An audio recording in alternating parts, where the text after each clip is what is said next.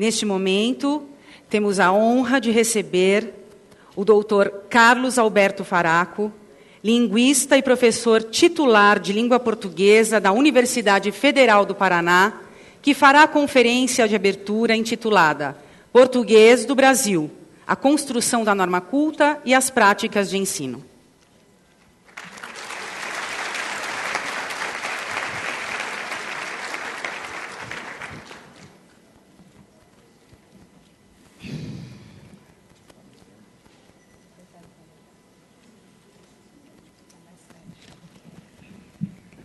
Bem,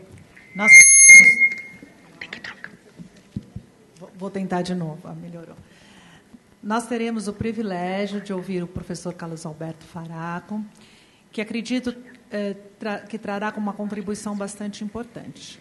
Todos sabemos que o professor Carlos Alberto Faraco é uma das referências, hoje em dia, no Brasil, sobre o ensino da língua portuguesa. E acredito que a experiência dele é bastante relevante para esse encontro no qual nós tratamos de diferentes vozes e diferentes olhares. O professor não é só professor e pesquisador, mas também é autor de livros de orientação didática. Então, acho que ele tem muito que contribuir conosco, né, hoje. E nós vamos fazer assim, o Faraco fará a apresentação e vocês podem encaminhar as perguntas por escrito. Dentro da sacolinha tem um bloquinho onde cada um pode fazer as perguntas. E as não sei se nós vamos conseguir responder todas as perguntas, acredito que não, mas depois nós encaminharemos para o professor Faraco. Está certo? Ok, perfeito. Eu gostaria de agradecer as palavras de apresentação da professora Ana Helena, cumprimentar a todos os participantes desse fantástico evento e agradecer também o convite que os organizadores me fizeram para estar aqui nesta tarde conversando com vocês sobre o português do Brasil, a construção da norma culta e as práticas de ensino. O convite foi muitíssimo honroso para mim, porque a Olimpíada de Língua Portuguesa tem sido uma das ações mais interessantes voltadas à criação de alternativas pedagógicas para o ensino-aprendizagem da leitura e da escrita, e principalmente para a formação docente nessa área que é absolutamente crucial na educação básica brasileira de hoje, né? A Olimpíada de Língua Portuguesa é, por isso, uma ação que merece o apoio de todos nós, não só para a sua consolidação, para a sua continuidade, mas também para o seu contínuo aperfeiçoamento, que é, acredito, um dos objetivos centrais desse grande seminário. Eu vou fazer nessa minha apresentação uma reflexão crítica sobre os aspectos da realidade e da história sociolinguística do português do Brasil, com especial destaque ao problema da chamada norma culta e a sua relação com as nossas práticas de ensino. Apesar de ser um tema de suma importância para nós, ele é ainda mal conhecido, eu diria, mal debatido e mal compreendido pela sociedade brasileira como um todo. E mesmo nós, educadores, em muitas circunstâncias, me parece, deixamos esse tema como um tema, deixamos ele passar batido, né? E ele é extremamente complexo, na mesma linha dos argumentos, dos fatos comentados pela professora Maria Pilar, nessa grande história da educação no Brasil. E ele é mal conhecido, mal debatido e mal compreendido, e outra vez nós tivemos esse ano uma triste experiência que nos aponta isso novamente, que foi a polêmica que todos nós vivemos no último mês de maio, a propósito de 2 ou 3 afirmações presentes no livro Por uma Vida Melhor, voltado para a educação de jovens e adultos, né? Todos vocês acompanharam essa polêmica e ela mostrou outra vez claramente como a sociedade brasileira ainda está distante da compreensão da sua cara linguística e do seu problema linguístico. Penso, então, que uma reflexão sobre essa nossa cara linguística e a sua história, principalmente a história, né? Projetar, portanto, a nossa realidade linguística no eixo da história, porque é nesse eixo que os nossos problemas, as nossas questões, as nossas dificuldades presentes, elas se relativizam elas adquirem um determinado sentido e elas se abrem à crítica e à possibilidade de superação, né? Então, essa reflexão sobre a nossa cara e sobre a nossa história sociolinguística, em particular sobre a nossa realidade e a nossa história normativa, que é onde vai nos pegar mais de perto nós, professores de língua portuguesa. Acredito que essa reflexão é indispensável para nós situarmos o tema num patamar mínimo de racionalidade. É isso que eu tenho lutado, é por isso que eu tenho lutado, um patamar mínimo de racionalidade que garanta a instauração efetiva de um debate nacional sobre as nossas questões linguísticas. Um debate efetivamente nacional, né? Um debate, e não apenas uma periódica gritaria pautada pelo escândalo, pela desinformação e pela distribuição gratuita de ofensas para cá e para lá contra os educadores e contra os linguistas. Um debate que efetivamente contribua para uma apreensão clara dos nossos problemas linguísticos e que possa sustentar uma reorientação das nossas práticas de ensino numa direção sempre positiva, contra a cultura negativa que a concepção tradicional da escola em torno do ensino da língua portuguesa construiu durante estes 200, 300 anos da história da escola no Brasil. Então, uma reorientação numa direção positiva, cujo resultado seja a efetiva democratização do acesso à expressão culta e ao seu domínio. Bom, sobre variação linguística e ensino, nós não podemos mais, acho que essa é uma perspectiva que está muito clara para nós, não podemos mais nos contentar com as generalidades. Estamos com todas as generalidades já postas sobre a mesa, né? Nós dispomos, como produto de décadas de reflexão e debate, nós dispomos hoje de uma formulação geral com diretrizes que incorporam o estudo, a reflexão sobre a variação linguística entre os temas do ensino de português. E situam o trabalho com a expressão culta no interior do quadro mais amplo da variação linguística que caracteriza a nossa sociedade. Muito importante isso, já temos isso nos documentos, as duas coisas, né?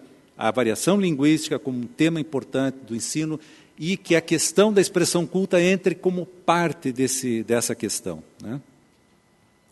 Percebe-se, porém, que essa formulação geral, embora bem fundamentada nos nossos saberes mais técnicos sobre como a língua é e como ela funciona, não conseguiu ainda alterar substancialmente conceitos, atitudes e práticas, seja no geral da sociedade, seja no específico da educação, que, claro, não está isolada, a educação não está isolada da sociedade, e, portanto, aquilo que circula na sociedade circula também no interior da escola, né? Conceitos, atitudes e práticas. O que nós vemos de um lado? Nós vemos um discurso extremamente conservador que rechaça a ideia de que a variação linguística deva estar nas diretrizes da educação básica. Um discurso sistematicamente contrário aos textos dos parâmetros curriculares nacionais. A variação linguística não deve estar na sala de aula. E quem são os maiores porta-vozes desse discurso no momento? São alguns membros da Academia Brasileira de Letras. Eu não quero entrar aqui vou abrir um parênteses, não quero aprofundar aqui uma crítica à Academia Brasileira de Letras, mas eu acho que é fundamental, na medida em que membros dessa instituição se sentem à vontade de vir a público, e não é só nos momentos das polêmicas. Continuamente nós temos visto manifestações de alguns membros da academia contrários às diretrizes dos parâmetros curriculares, contrários às nossas formulações sobre esse tema, sobre a variação linguística em especial, e eu acredito que é fundamental que nós que estamos lidando com esse tema, refletindo sobre esse tema, nós precisamos destacar, deixar muito claro dois pontos fundamentais a respeito da academia. Primeiro, ela é uma instituição particular, ela é uma instituição privada, e a língua é um bem público. Esse é um fator, um elemento de divisão de território, eu acho muito importante. Os senhores são uma atividade particular, têm todo o direito numa sociedade democrática a dizer o que bem entendem. Mas a língua é um bem público, os senhores não têm nenhuma autoridade sobre a língua, certo? E segundo, a academia não tem competência técnica instalada para sustentar debates sobre a língua e a educação linguística. Apesar disso, a academia tem uma aura em torno dela, certo? Dando a ela uma autoridade, concedendo a ela uma legitimidade que ela efetivamente não tem para falar sobre as questões de língua. É preciso, então, relativizar o discurso crítico que sai da academia, que é sempre negativo, sempre contrário ao que nós temos tradicionalmente discutido ou trazido para a discussão sobre o ensino de português. De outro lado, o que nós temos? Nós temos a mídia que não tem conseguido, e aí eu não sei se é por ignorância ou má fé, dar um tratamento adequado ao tema. E o que faz periodicamente? Condena até raivosamente as nossas formulações gerais. Uma condenação que, espantosamente, toma como alvo não o que a nossa formulação diz, mas o que os jornalistas pensam que ela diz. E aí eu sempre digo, se a imprensa trata todos os temas da forma como trata a questão da língua portuguesa no Brasil, não vamos mais ler a imprensa, certo? Mesmo no interior do sistema escolar, nós, eu acredito, avançamos pouco. Temos muita produção, muita reflexão, muitos documentos, muitas experiências, mas acredito ainda que nesse tema crucial da variação linguística nós avançamos pouco. Ainda predomina uma concepção mais tradicional da variação linguística.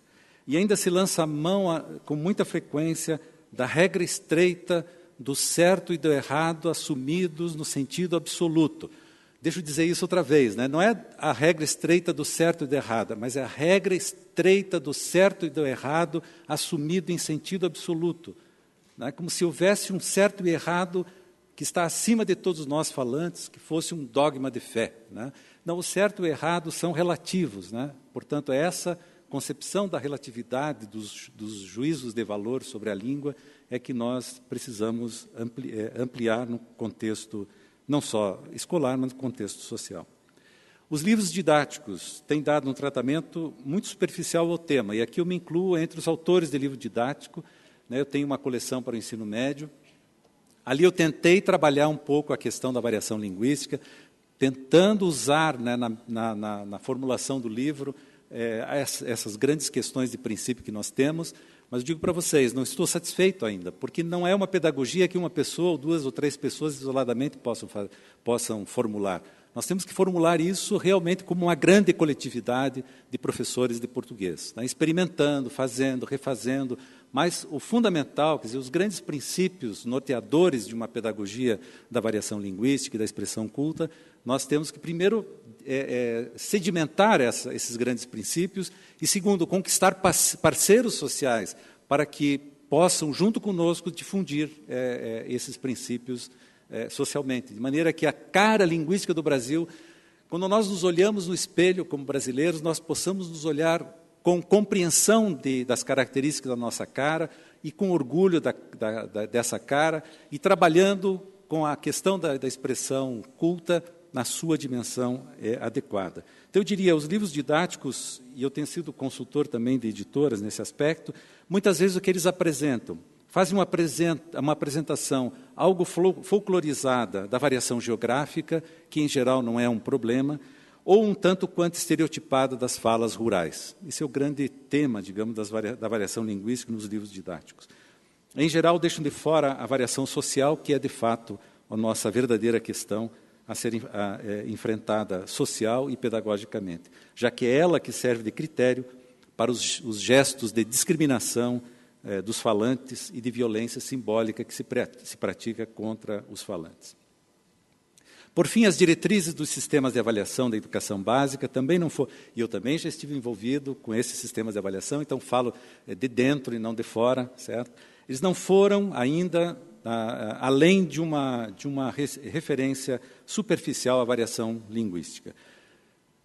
Quando não, invertem um pouco as coisas. Por exemplo, no caso do Enem, eu tenho isso criticado sempre, definem o domínio da chamada norma culta como a grande competência a ser alcançada pelos concluintes do ensino médio, de leitura, de escrita e de uso público da língua. Toma-se, então, nesse caso, a parte pelo todo, certo? A parte pelo todo. Alguém pode dizer, bom, mas isso é uma questão menor. Não é uma questão menor. Quando você pega a parte pelo todo, você deixa de ver o global, você deixa de ver amplamente o tema que realmente tem que nos interessar, que é o domínio da expressão oral e escrita culta, certo? E não ao contrário, não a norma culta como o grande objetivo. Bom, temos então pela frente um longo caminho a ser percorrido no sentido de irmos além das generalidades. É preciso ampliar o debate político e conceitual sobre a expressão culta, não assumindo a expressão culta como algo já dado, como algo consensual, que não precisa mais ser discutido, mas enfrentando, não deixando ela passar batida, né? Mas enfrentando criticamente os seus entraves, revisitando a sua história e os seus conflitos. E será indispensável também conhecer e difundir mais profundamente a realidade sociolinguística nacional e entender como que ela se constituiu e quais são os fatores que atuam hoje dinamicamente no redesenho da nossa cara linguística, certo? É importante, nós temos uma história que nos trouxe a esse presente, mas esse presente não é estático, né? Ele continua em movimento, assim como na história toda dessa situação linguística, a história continua viva na nossa frente, né? Nas nossas relações sociais. E é fundamental compreender o que está funcionando aí nesse aspecto na vida social dos brasileiros. Então, o objetivo dessa minha apresentação é trazer mesmo alguns subsídios nessa direção. E eu começo pela questão da norma culta, né? Lembrando que a expressão norma culta, ela pulou os muros da universidade e se tornou de uso comum. Está hoje presente nos documentos oficiais dos nossos sistemas de ensino, nos discursos correntes nas escolas e nos discursos da mídia. Claro que, ao pular o muro, ao se diluir socialmente, também se diluiu a sua precisão semântica. O seu conteúdo mais técnico, ele se diluiu num caldo algo indefinido de significados.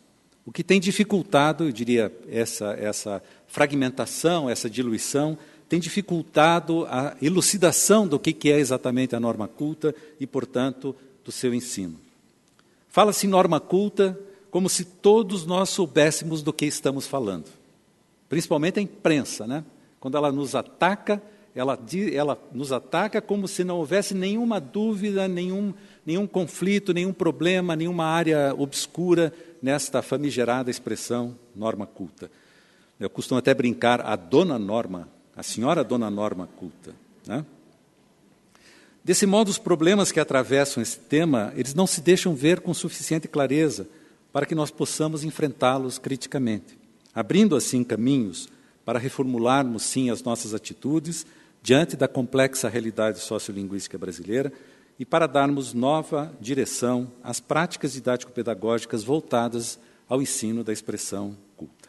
Que fique bem claro isso, né? Que fique bem claro que nós não negamos em nenhum momento a necessidade de darmos acesso a todos à expressão culta. Somos todos partidários da democratização do acesso à expressão culta, certo? O que queremos questionar, e o que eu quero questionar aqui, é precisamente o que nós devemos entender por expressão culta. A questão normativa, ela emergiu com muita força no Brasil na segunda metade do século XIX. Ela surgiu como uma espécie de reação ao ideário dos nossos grandes escritores românticos. Qual que era o ideário dos grandes escritores românticos? Os que escreveram, inclusive, sobre a língua, como José de Alencar e Gonçalves Dias. Eles defendiam um projeto que desse forma literária às nossas paisagens e às nossas realidades socioculturais. Em outros termos, eles estavam batalhando por uma independência literária e cultural que acompanhasse a nossa independência política. Ainda, segundo eles, esse projeto de independência cultural e literária deveria se materializar transpondo para a escrita a língua portuguesa como efetivamente falada pelo segmento letrado brasileiro da época. Ou seja, nas palavras de José de Alencar, um abrasileiramento da nossa expressão escrita. Estamos só falando de expressão culta, hein, gente? Muita gente, quando a gente diz abrasileirar a expressão escrita, diz, Deus do livro, quer que essas barbaridades das variedades populares valham agora tudo vale, agora nós pega os peixes também vale, isso na literatura? Não era isso que os nossos escritores românticos estavam falando. Eles estavam falando da expressão culta, estavam falando da sua linguagem, que eles queriam transpor para a escrita. Ora, as críticas negativas a esse ideário e a essa literatura não demoraram a acontecer, certo? Alguns intelectuais portugueses que viviam aqui no Brasil e eram, inclusive, subsidiados pelo imperador, começaram a dizer que os autores brasileiros escreviam mal, desconheciam a língua e cometiam erros de gramática. Vocês sabem que o imperador tinha uma bronca com José de Alencar a partir de um determinado momento, né, uma bronca política, porque o José de Alencar tinha feito uma crítica, algumas críticas ao imperador. Então, quando o Castilho disse para o imperador, olha, o José de Alencar não escreve assim essas coisas, certo? Ele tem erros de português, ele não conhece gramática, ele escreve mal. Imagine o triunfo, né, o trunfo que o imperador teve na mão naquele momento. Na verdade, o que ocorreu nessa luta, nesse embate, primeiro, muitas das críticas revelaram desconhecimento da própria história da língua portuguesa, revelaram desconhecimento de como os autores clássicos escreviam a língua portuguesa. Até o José de Alencar vai fazer, como parte dos seus argumentos, levantar exemplos de autores clássicos nesse sentido. Mas o que aconteceu, de fato, no coração dessa polêmica, dessa luta entre os letrados, foi interpretar como erro as diferenças características do português do Brasil, do português culto brasileiro, frente ao português culto europeu. Ou seja, o que era diferente passou a ser considerado como erro. Caso típico, todos nós já sofremos esse caso típico, foi o da colocação dos pronomes oblíquos. Enquanto o português do Brasil manteve a colocação comum dos séculos XV e XVI, portanto, o português do Brasil, nesse sentido, é conservador, com a predominância da próclise, colocação antes do verbo, e isso em razão de nós termos também mantido o vocalismo do século XV e XVI. O que aconteceu no português europeu? Grandes mudanças, certo? O português europeu derivou a colocação predominando a ênclise, passou a predominar a ênclise. E em razão do quê? Precisamente das mudanças do vocalismo que aconteceram em Portugal. Vocês sabem que em Portugal o vocalismo afetou profundamente a pronúncia das vogais átonas, né, que ainda são pronunciadas claramente no Brasil, reduziu drasticamente a pronúncia dessas vogais, inclusive com a eliminação de algumas dessas vogais. Ora, essa mudança do vocalismo mudou o ritmo da língua em Portugal, o que fez com que as palavras átonas com os pronomes fossem colocadas em outro lugar da sentença. Né? De uma certa forma, a sintaxe vai se adaptando às manobras aí da fonologia. No século XIX, no começo do século XIX, essa mudança começa no século XVII, vai se instalando no português europeu no século XVIII. No começo do século XIX, as diferenças eram muito claras na pronúncia brasileira frente à pronúncia europeia, na sintaxe brasileira frente à sintaxe europeia e, claro, no nosso vocabulário frente ao vocabulário europeu. E as nossas características, quando transpostas para a língua escrita, foram, então, avaliadas como erro, certo? Classificadas como erro. Espalhou-se, então, entre nós, em consequência, o discurso de que o nosso português é cheio de erros, de que nós não sabemos português, de que escrevemos mal a língua. E nas 3 últimas décadas do século XIX, difundiu-se entre nós um discurso normativo que recusou radicalmente as características do português culto brasileiro e defendeu com todas as letras a adoção e o ensino das características do português culto europeu como norma de referência. Ora, essa postura de recusa da nossa cara linguística culta, e a subordinação aos parâmetros normativos do português europeu, né, uma postura, à primeira vista, paradoxal para uma sociedade que tinha se tornado independente 50 anos antes, e começava justamente aí por volta de 1870, terminada a Guerra do Paraguai, começava a ter as suas primeiras manifestações de desenvolvimento industrial, né, saindo um pouco daquela herança agrícola colonial. Essa sociedade, paradoxalmente, recusou a sua cara linguística. Isso fica porém, paradoxal numa primeira análise, mas fica claro que ela deixa de ser paradoxal quando nós observamos que essa questão estava envolvida numa outra questão muito mais ampla, que era o sonho e o desejo de boa parte da nossa elite de estar construindo aqui uma sociedade branca e europeia, certo? Vejam o nível do irrealismo dessa elite. Ora, esse projeto exigia que você virasse as costas para o país real, certo? O país real em que a população branca era minoritária e a economia escravocrata de 3 séculos nos punha a léguas de distância, de atraso, da economia industrial que redesenhava a sociedade europeia ocidental desde o século XVIII. Tratava-se, portanto, de um projeto absolutamente irreal e fora do tempo, que, em termos de língua, vejam, a língua passou a ser um elemento fundamental nesse projeto. Em termos de língua, ela instaurou entre nós uma cisão entre a língua culta real e a língua culta idealizada. Uma cisão que, século e meio depois, ainda nos atormenta. Isso sem levar em conta, e nós vamos abordar um pouco à frente, a outra questão crucial da realidade linguística brasileira, que é o conjunto das variedades que constituem o chamado português popular, e que nessa época a elite denominava de pretoguês, certo? Já percebem todo o sentido, né, de classificação e juízo das variedades que constituem o português popular a partir do título que a elite dava a essa realidade linguística. De um lado, então, vivemos e praticamos uma expressão culta real, e de outro, um conjunto de preceitos, vivemos subordinados a um conjunto de preceitos artificiais, tomados como régua impiedosa com a qual se desclassificam as pessoas, lançando sobre elas o estigma excludente da ignorância linguística. E isso tem repercussões amplas nas nossas relações sociais, né? O século XX, apesar de tudo, não conseguiu superar criticamente esta paradoxal situação linguística. O século XX começou no Brasil sob o signo da fatídica polêmica de Rui Barbosa contra o texto do projeto do Código Civil.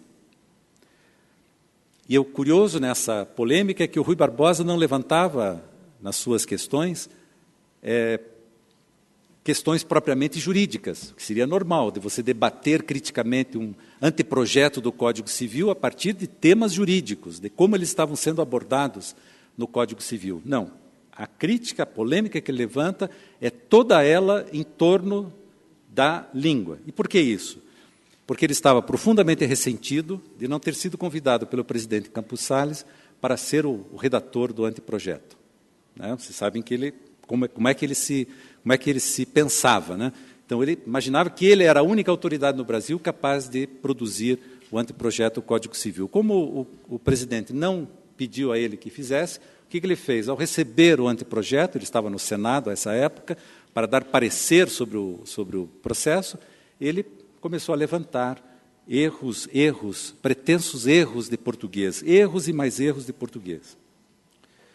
Eu diria que nada foi mais nocivo para a nossa cultura linguística do que essa famigerada polêmica que se sustentou na cultura do erro, elaborada no século XIX pela própria geração intelectual a que pertenceu Rui Barbosa. E a polêmica contribuiu para consolidar essa mesma cultura do erro, essa mesma visão negativa frente à língua portuguesa. E vejam, nem sequer as justas respostas do Ernesto Carneiro Ribeiro, o gramático que tinha revisado todo o texto do projeto, respostas que ele fundamentava nos usos dos autores clássicos da língua portuguesa, conseguiram reverter o mal que o Rui Barbosa fez ao imaginário nacional sobre a língua portuguesa do Brasil e as nossas relações com ela. Se vocês querem ver como ela está ainda entranhada em nós, na nossa cultura, basta lembrar o seguinte: o Dia da Língua Portuguesa em Portugal é 10 de junho, que é o aniversário de Camões. O Dia da Língua Portuguesa no Brasil é comemorado dia 4 de dezembro, por uma lei do Congresso Nacional, que é o dia do nascimento do Rui Barbosa. Eu acho que diz tudo, né? Diz tudo a respeito de como essa fatídica polêmica, totalmente irreal, sem fundamento, como ela instituiu em nós a ideia de que nós somos mal falantes de português, que tudo aquilo que é brasileiro na nossa expressão escrita é ruim, certo? É ruim. Na década de 20 ainda, esse tipo de cultura linguística encontrou na Revista da Língua Portuguesa, que foi criada e dirigida por Laudelino Freire, outro normativista estreito, encontrou nessa revista um dos seus mais importantes veículos de difusão. E depois aquelas regrinhas que foram inventadas pelos autores que circularam na Revista de Língua Portuguesa povoaram as nossas gramáticas escolares. Claro, na década de 20, o Brasil tem uma outra realidade bastante contraditória e paradoxal, que é o movimento modernista na literatura, que foi capitaneado pelos escritores que participaram da Semana de Arte Moderna em 22. E esses escritores retomaram o ideal romântico da construção de uma literatura que se fizesse com a língua culta real do Brasil. O que significava, para usar as palavras do poeta Manuel Bandeira, pôr abaixo os puristas e deixar de macaquear a sintaxe lusíada. Nada mais claro. O primeiro efeito desse ideário modernista foi uma espécie de emancipação linguística dos nossos escritores.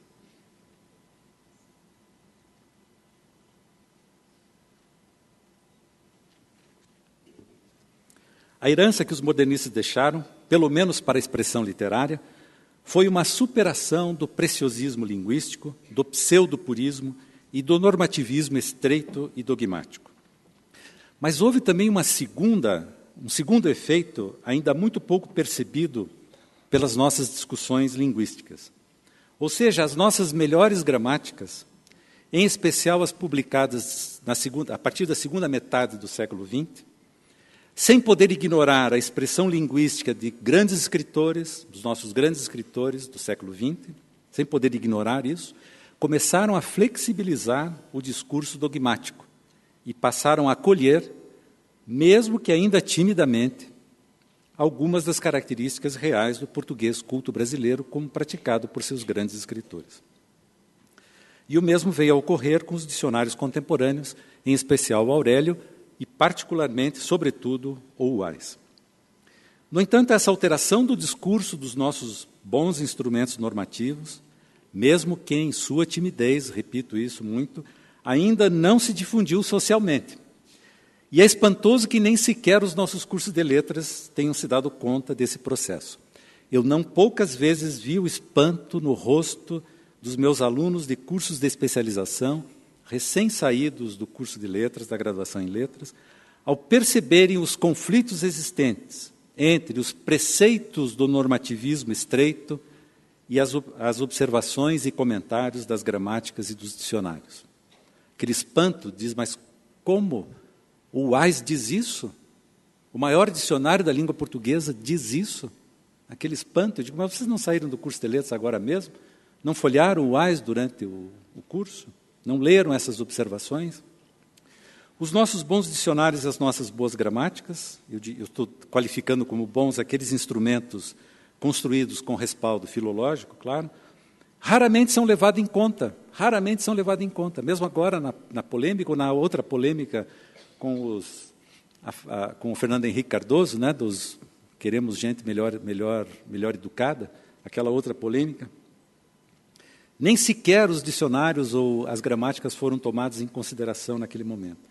Infelizmente, o que tem predominado e que tem servido de referência e tem sido reforçado por boa parte dos consultórios gramaticais da mídia, pela ação dos revisores das editoras, por manuais de redação dos grandes jornais, por cursinhos pré-vestibulares e hoje pré-ENEM, e por elaboradores de questões de concursos públicos, é uma norma estreita, a que eu costumo chamar de norma curta. Trata-se de um conjunto de preceitos dogmáticos que não encontram respaldo nem nos fatos, nem nos bons instrumentos normativos, mas que se sustentam na cultura do erro e a sustentam, contribuindo para a sua reprodução. A norma curta não passa de uma súmula grosseira e rasteira de preceitos normativos saídos, em geral, desse exacerbado pseudopurismo que, infelizmente, para a nossa cultura linguística e nossas práticas de ensino, se alastou entre nós desde as últimas décadas do século XIX. Resumindo essa história, nós podemos dizer que temos um percurso que nos fez, primeiro, rechaçar nossas características linguísticas cultas e adotar uma norma irreal. Essa postura histórica deu origem a uma cultura normativa estreita, categórica e dogmática, e sem fundamento em pesquisas linguísticas e filológicas sistemáticas. Ao cabo de um século e algumas décadas de descaminhos normativos, nós nos encontramos hoje em meio a dois conflitos cruciais. De um lado, a norma culta real frente à norma culta artificial. Continua nos perseguindo essa cisão. Mas, de outro, o que me parece ainda pior, um discurso normativo estreito, curto, dogmático, que se sobrepõe a um discurso normativo relativamente flexível e que acolhe, mesmo que timidamente, algumas das características da nossa expressão culta. Dois conflitos, portanto. Vivemos divididos entre uma norma real e a norma que nós realmente praticamos e a norma sobre a qual nós dizemos que devemos praticar. E esse conflito, que eu acho que é muito mais agudo e mais crucial, que é entre um discurso normativo estreito e um discurso normativo flexível. Os grandes instrumentos normativos de que a língua portuguesa dispõe estão todos do lado flexível. Todos os manuais, esses do tipo os 100 erros mais comuns, os 350 erros mais comuns, ou não erre mais, ou outro dia eu vi 1001 erros mais comuns, certo? Esses infelizmente é que predominam. E se vocês observarem, se houver uma polêmica qualquer, e você colocar essa questão sobre a mesa, diz, mas o dicionário Wise diz assim, ou o Celso Cunha diz assim, o Bechara diz assim. Qual que é a reação das pessoas? É imediatamente reacender o discurso conservador. Né? Quer dizer, indúbio pro reo, né? Ensina a tradição jurídica. Se você tiver dúvida, você sempre vai a favor do réu. Mas na gramática, não. Se você tiver dúvida, é muito mais a reação conservadora que vale do que o que está dito nos nossos instrumentos normativos. Uma jornalista outro dia disse, essa expressão é invenção dos dicionaristas. Invenção dos dicionaristas. Certo? De onde é que a senhora fala? Me desculpe, mas de onde é que a senhora fala? Invenção dos dicionaristas. Né? Se nós não podemos confiar nem nos nossos instrumentos normativos, é claro que eles têm defeito, claro que eles merecem crítica, mas eles são produtos da nossa cultura linguística, são produtos dos nossos estudiosos, refletem a prática da expressão escrita dos nossos grandes escritores. Como que nós não vamos levar em conta esse patrimônio cultural que nós temos? Me faz lembrar o comentário do Napoleão Mendes de Almeida, que eu sempre gosto de repetir. Dois comentários dele. O primeiro é que contra-argumentar é uma regra que ele inventou, que o Eça de Queiroz, por exemplo, usava regularmente nos seus romances. E a frase dele, então, que está lá no dicionário das questões gramaticais, é a seguinte: e por acaso Eça de Queiroz é exemplo de correção linguística? Certo? Se um dos nossos maiores escritores, maiores prosadores, não é exemplo de língua portuguesa, eu não sei quem é exemplo de língua portuguesa. Agora, a respeito do nosso maior poeta brasileiro, ele nem sequer cita o nome. Aí eu pergunto, que cultura é essa que valoriza um sujeito, e veja, valoriza esse material gramatical. A gramática dele continua sendo produzida e reproduzida e vendida barbaramente. O sujeito que diz assim, o verbo ter, não é completamente errado usar o verbo ter com sentido existencial. Ora, o verbo ter com sentido existencial, ele é absolutamente universal no Brasil, né? Mas os gramáticos inventaram, gramáticos desse tipo de pseudo-purismo, que o verbo ter, no sentido existencial, não pode ser usado.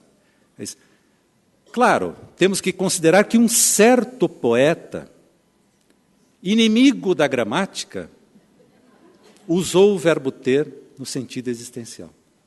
Um certo poeta detinha uma pedra no meio do caminho. Um certo poeta.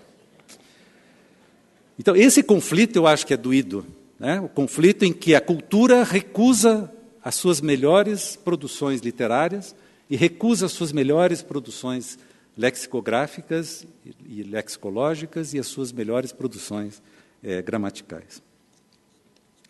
Bom, além desses conflitos no âmbito da expressão culta, a nossa realidade sociolinguística tem uma outra peculiaridade, ou seja, uma pesada divisão entre, de um lado, o conjunto das variedades que constituem o português, o chamado português culto, que são variedades típica e tradicionalmente urbanas, próprias dos segmentos sociais melhor situados na pirâmide econômica, que sempre foram minoria no país, e esses segmentos que tiveram sempre, na história do país, acesso, pelo menos, à educação básica completa e aos bens da cultura letrada. E, de outro lado, o conjunto das variedades que constituem o chamado português popular, que são variedades de origem rural, própria dos segmentos sociais da parte baixa da pirâmide econômica, e, portanto, com acesso historicamente restrito, negado, né, inclusive, à educação básica completa e aos bens da cultura letrada. Essa divisão sociolinguística do nosso país reflete a divisão econômica, social e cultural em que se assentou a nossa própria sociedade. Uma divisão que nós temos que reconhecer que ainda não fomos capazes de superar ou, pelo menos, de diminuir substancialmente em todos os seus aspectos. Como bem sabemos, a sociedade brasileira se constituiu em decorrência dos traços inerentes às práticas colonialistas.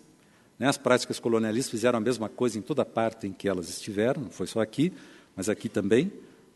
Constituiu o quê? As práticas constituíram sociedades radicalmente divididas em termos econômicos e, por consequência, em termos culturais e linguísticos. De um lado estavam os grandes proprietários de terra, os grandes comerciantes, os estamentos administrativos superiores e uma minúscula parcela média de artesãos, funcionários e pequenos comerciantes urbanos. De outro, a maioria da população, constituída da massa de escravos e trabalhadores pobres. Essa maioria não tinha qualquer acesso aos bens educacionais e culturais da elite letrada, e boa parte dela falava variedades do português que emergiram do extenso e maciço contato entre línguas que marca a nossa história sociolinguística. Na nossa realidade sociolinguística é, portanto, de grande complexidade, tendo essa história, né, atrás dela. Com o tempo e com as mudanças socioeconômicas do país, essas variedades do chamado português popular, elas se deslocaram em massa na esteira do êxodo rural dos últimos 50 anos para o espaço urbano e alcançaram as nossas salas de aula. Ora, isso redesenha a cara do país, né? A cara socioeconômica, social, a cara das nossas cidades e, portanto, também nos coloca um grande problema, entre aspas, para um sistema educacional que tinha sido pensado para uma pequena parcela da população urbana. Essa transplantação do campo para a cidade tem tido dois efeitos sociolinguísticos muito claros. De um lado, a assimilação progressiva dos modelos linguísticos, das marcas linguísticas tradicionalmente urbanas, por parte dessa população migrante. Quanto mais ela se urbaniza, né, mais ela absorve essas características do português urbano. E a introdução, por outro lado, na fala das camadas médias e altas, de estruturas criadas por mudanças ocorridas nos estratos populacionais mais baixos da pirâmide socioeconômica. Há, portanto, uma dinâmica de dupla mão na realidade sociolinguística brasileira. As mudanças econômicas e sociais do último meio século constituíram, portanto, um novo quadro de relações sociolinguísticas no país e de movimentos de mudança linguística em um trânsito de mão dupla entre os dois grandes conjuntos de variedades existentes no Brasil. Esse quadro, que é extremamente complexo, exige de todos nós um esforço de análise e compreensão das suas coordenadas e vertentes, para que nós possamos, como sociedade em geral, e especificamente como educadores, construir atitudes adequadas frente a ele e dar respostas adequadas às demandas que ele põe ao sistema educacional, demandas que não são nem poucas nem simples. Não é mais possível que a sociedade brasileira continue a rechaçar, pura e simplesmente, essa complexa realidade linguística.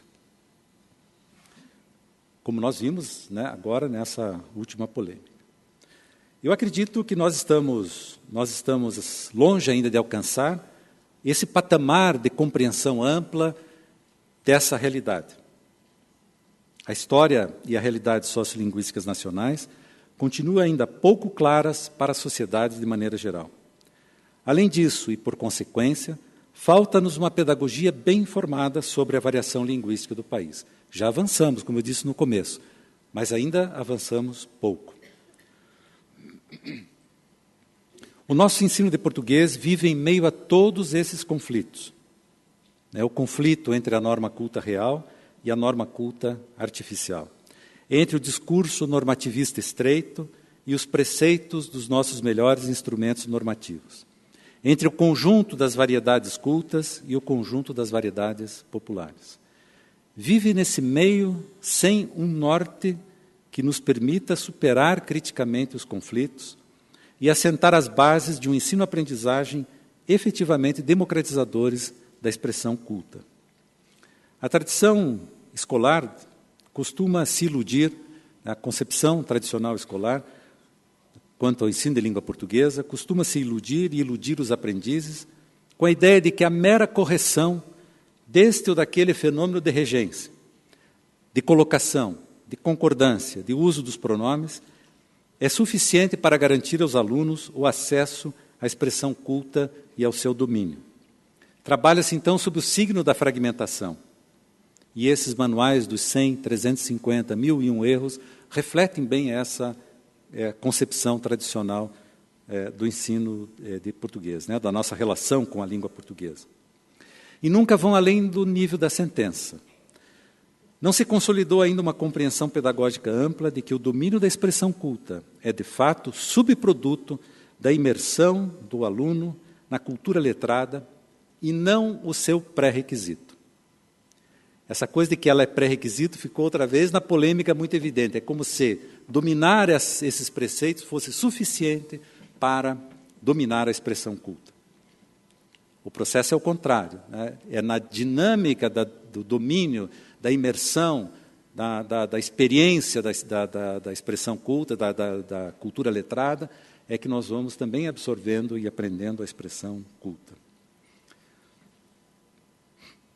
Em outros termos, a expressão culta, no plano morfossintático, não é ponto de partida, mas sempre ponto de chegada. O seu domínio se constrói com as experiências que vão abrindo os caminhos de acesso à cultura letrada e às variedades linguísticas com que ela, historicamente, se expressa, ou vem se expressando, ou tem se expressado. Nesse processo, é preciso ter claro que ninguém pode ser discriminado, esse é um primeiro ponto, né? Ninguém pode ser discriminado pela variedade de língua que fala. Eu gosto de dizer que isso está na Declaração Universal dos Direitos do Homem, promulgada pela ONU em 1948. Ninguém pode ser discriminado pela língua que fala. Nem deve ser excluído, a segunda parte é fundamental, nem deve ser excluído do acesso aos bens da cultura letrada. Também está na Declaração Universal dos Direitos do Homem. Se você não quer apelar para nenhum outro discurso de sustentação desse discurso, apele à Declaração Universal dos Direitos do Homem, né? Os críticos apressados não percebem ou não querem perceber, é uma pergunta, esse fato elementar. São duas as diretrizes pedagógicas, não apenas a primeira, né? Não apenas o respeito à língua ou a não discriminação pela língua ou pela variedade de língua que se fala. As duas diretrizes pedagógicas são importantes. E a primeira, o respeito, não anula de forma alguma a segunda. Ao contrário, serve de sustento e reforço para ela.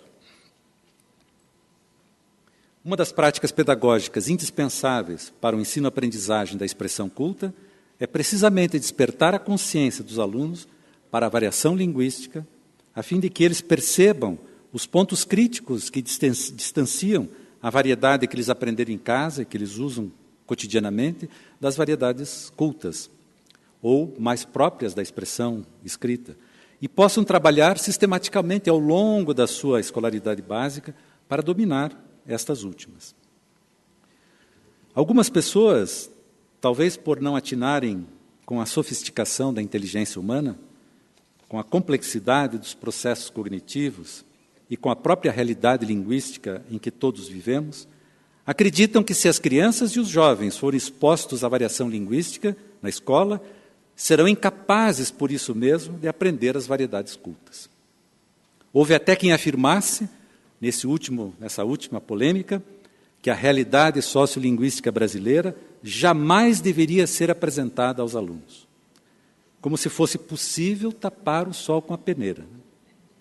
Ora, todos os falantes, sem exceção, nascem, crescem e vivem num ambiente sociolinguístico heterogêneo, todos. Labov mostrou que aos 3, 4 anos a criança percebe já a variação linguística. Ela não tem ainda noção dos valores todos agregados à variação linguística, mas ela percebe já a variação linguística. E eu, como avô, babão e coruja, não posso deixar de contar um caso que reforça a tese do Labov, mas que reforça esse meu discurso também. Eu nunca tinha percebido, embora seja linguista e tenha sido treinado a perceber os fenômenos linguísticos, nunca tinha percebido que a fala curitibana está mudando, deixando de pronunciar leite quente e passando a pronunciar leite quente.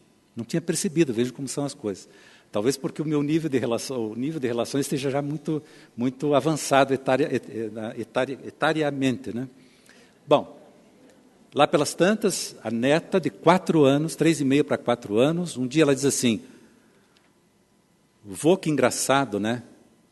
Você diz elegante, mas é elegante. Certo? Então, ela já percebeu a variação linguística. Mas mais do que isso, ela não só me deu um belo exemplo do que o Labov nos traz naquele belíssimo texto dele, mas também me disse: escute, esse ouvido de linguista que não percebeu que ao teu redor a população curitibana está mudando de T para Tchê, né? Então, esse é o ambiente heterogêneo em que a criança nasce, cresce e se desenvolve. Todos nós nascemos, crescemos nesse ambiente heterogêneo. Em casa ou na rua, ouvimos pessoas de diferentes faixas etárias, de idosos, adolescentes até crianças. Nós sabemos que a expressão linguística varia com a idade. Nós ouvimos rádio e televisão, né? São meios de comunicação que estão praticamente em 100% dos lares brasileiros hoje, e se expressam em geral, dão audibilidade em geral às variedades urbanas, portanto, às variedades cultas. As pessoas frequentam a igreja, a escola, o posto de saúde, o local de trabalho, os sindicatos, os clubes sociais, esportivos e assim por diante. Em cada um desses contextos, ouvem as mais diferentes variedades da língua. A experiência de vida é, portanto, sociolinguisticamente heterogênea. Por que deveria a escola ignorar a realidade e perseguir a quimera de ser sociolinguisticamente homogênea e esterilizada?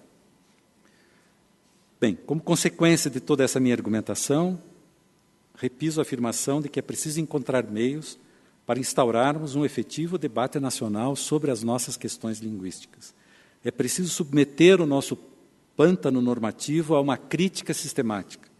E nesse processo específico, estou defendendo a necessidade de nós construirmos novos guias normativos que possam servir de referência a quem escreve, a quem ensina e a quem aprende. Guias normativos que se pautem por alguns princípios gerais, tais como, o primeiro deles, o reconhecimento da necessidade de que os instrumentos normativos reflitam a norma real, agora já sem timidez. E aqui, seguir a doutrina, né, para não dizerem que estamos anarquizando a relação com a língua, mas seguir a doutrina do pedagogo romano Quintiliano, que explicitou em seu livro, escrito no ano de 98 da nossa era, de que o uso culto é o melhor mestre do falar e do escrever culto. O uso culto é o melhor mestre. Então, como é o nosso uso culto real? Como os nossos grandes escritores se manifestam? Como que a imprensa constrói os seus textos? Segundo o reconhecimento do fato de que não existe a norma culta assim no singular. não há, como pressupõe a concepção normativa estreita, uma norma culta única, uniforme e homogênea. As variedades cultas são diversificadas e heterogêneas. Basta lembrar que a expressão culta falada no Brasil e a expressão culta escrita no Brasil diferem substancialmente. Além disso, há também diversidade no interior de cada uma dessas manifestações da expressão culta. A fala culta brasileira admite grande variação de pronúncia, de vocabulário e mesmo de morfossintaxe. E o mesmo se pode dizer da escrita culta, que também varia de acordo com a situação de comunicação, com o gênero em que se está escrevendo e o grau de planificação e monitoramento do discurso, entre outros fatores. Diante da variabilidade da própria expressão culta, não é possível concordar com a afirmação do professor Bechara, e aqui eu abro um parênteses, grande amigo, uma pessoa gentilíssima, a quem nós devemos todo o respeito pelo trabalho gramatical que fez, mas não é possível concordar com a afirmação que ele fez numa das entrevistas que ele deu à imprensa durante a polêmica. Ele disse assim, aspas, as escolas devem ensinar tão somente a norma culta, sem relativismos, que venham a deixar as crianças e os jovens em dúvida. Fecha aspas. Não é possível concordar. Ora, é justamente por não relativizar mesmo os fenômenos da expressão culta que a concepção pedagógica tradicional do ensino de língua acaba por deixar os aprendizes em dúvida, carregando uma insegurança linguística para o resto da vida. Terceiro princípio que os guias normativos devem acolher, o reconhecimento de que essa variedade da expressão culta está em parte expressa nas divergências e até nas contradições entre o que dizem os vários gramáticos que escrevem as gramáticas normativas, e os casos de divergência se multiplicam se nós incluirmos na nossa análise os grandes dicionários. Há divergência entre eles, há divergência entre eles e as gramáticas, há divergências entre as gramáticas. É preciso, portanto, ter sempre muita cautela com juízos de correção. Diria na escola, em primeiro lugar, mas na sociedade em geral. Muita cautela com juízos de correção. Porque aquilo que, de repente, você recusa, já está dicionarizado no UAS. Aquilo que você recusa já foi aceito, já está descrito pela gramática do Celso Cunha. Aquela regência que você diz que não pode, já está lá no Rocha Lima, em 1959, dizendo que aquela regência já havia adquirido foro de cidadania na língua culta. Então é preciso muita cautela com juízos de correção. Para o senso comum, formado na crença de que esses juízos de correção são absolutos, ou seja, em língua tudo é pão, pão, queijo, queijo, e não se discute, não são tantos assim os casos em que há efetivo consenso de julgamento entre os diferentes instrumentos normativos. E aí eu me pergunto, quantos jovens são prejudicados em seus testes de escolaridade, em suas entrevistas de emprego, em que muitas vezes usam uma expressão que o sujeito que está entrevistando ouviu dizer que é incorreta, mas não vai buscar na gramática a comprovação de que é, ou no dicionário a comprovação que é incorreta. Não, ele já exclui aquele candidato da lista dos candidatos ao emprego. Quantos jovens nossos são prejudicados quando fazem concursos públicos, vestibulares ou concursos públicos para ingresso em carreiras de nível médio, de nível superior, pelo fato dos elaboradores de questões não levarem em conta a heterogeneidade das variedades cultas e as divergências entre as gramáticas e entre dicionários e entre gramáticas e dicionários, adotando uma perspectiva normalmente a mais estreita como a única possível. Quantos dos nossos jovens são prejudicados por essa cultura do erro, né? Essa cultura tão arraigada? Essas divergências e até contradições não constituem, obviamente, um problema em si. Não vamos querer estabelecer agora a gramática da língua portuguesa ou o dicionário da língua portuguesa. As divergências, elas decorrem, primeiro, do fato de que as variedades cultas são, sim, heterogêneas, além de não serem estáticas, né? Portanto, as variedades estão em movimento como todas as variedades da língua. E nenhum estudioso, gramático, filólogo, linguista ou dicionarista, grandes equipes como as que sustentam o dicionário Aurélio ou o dicionário Wise, nem grandes equipes conseguem tem o poder da onisciência, certo? Captarão sempre, cada um deles captará sempre alguns usos, nunca a totalidade dos usos cultos. Nesse sentido, os nossos guias normativos deverão acolher a variabilidade da expressão culta real e, onde houver divergências interpretativas entre os diversos instrumentos normativos existentes, acolher ambas, certo? Acolher ambas as interpretações, porque elas são sinalizadoras da própria variabilidade da expressão culta. Guias normativos que nunca transformem em obrigação o que é estilístico. Esse é um dos grandes problemas da nossa tradição pedagógica, é que ela tem que afirmar categoricamente. Nem tudo precisa ser afirmado categoricamente. Portanto, os nossos guias normativos que se abram, né, para essa perspectiva de que na língua muito mais o falante tem opções, na língua culta, na expressão culta, o falante está muito mais diante de escolhas da expressão do que de obrigações. Basta pegar, como exemplo elementar, as regras de concordância verbal, certo? São pouquíssimas as regras em que elas têm um sentido categórico. A boa parte daquelas regras pode ser no singular ou pode ser no plural. Sujeito feito desse jeito, pode o verbo ir no singular, pode ir no plural. Pode. Portanto, cabe ao falante fazer a escolha. Então, não vamos transformar a obrigação, aquilo que é escolha, em obrigação, certo? Ou seja, o que está aberto à escolha do falante tem que ser trabalhado como, efetivamente, um espaço de escolha, que ele perceba que está produzindo efeitos expressivos ou efeitos de sentido, justamente por escolher essa construção e não a outra. Não vamos transformar em necessidade aquilo que é apenas possibilidade. Bom, encerrando, eu não quero passar a impressão de que tudo isso seja fácil.